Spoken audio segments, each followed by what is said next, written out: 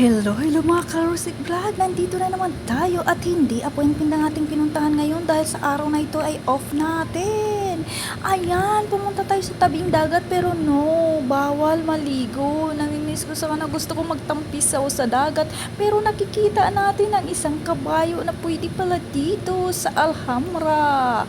Ayan, ang ganda.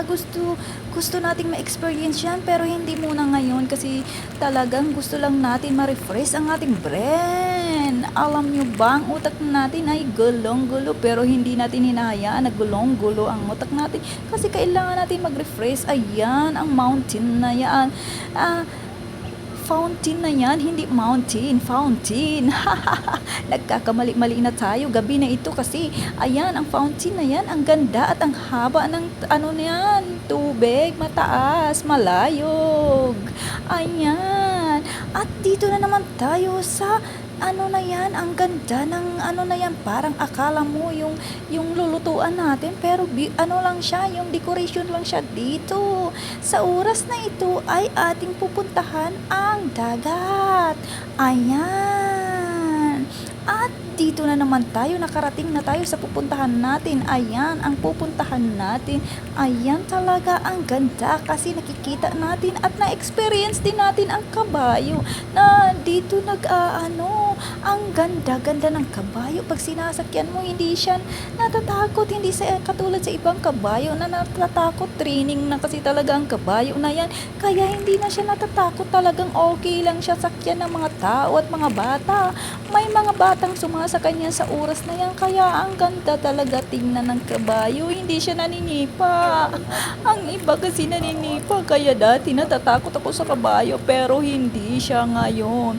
Medyo talagang maayos ang kabayo na ito kasi sanay na talaga siya at training na talaga siya ng mga taong humahawak dito at nakikita niya talaga ang mga tao dito at hindi siya yung takot sa tao, talagang okay lang siya, cool down lang ang kabayo na ito.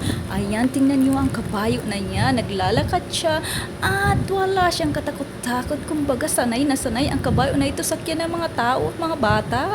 Ang galing, super ganda. Ngayon lang ako nakakita ng kabayo na hindi matapang kasi kunti lang ang kabayong nakikita ko sa tanang buhay ko, kaya ayan, napakasarap pagmasdan ng kabayo na yan. Sana ma-experience din natin ang kabayo na yan balang araw pero not now.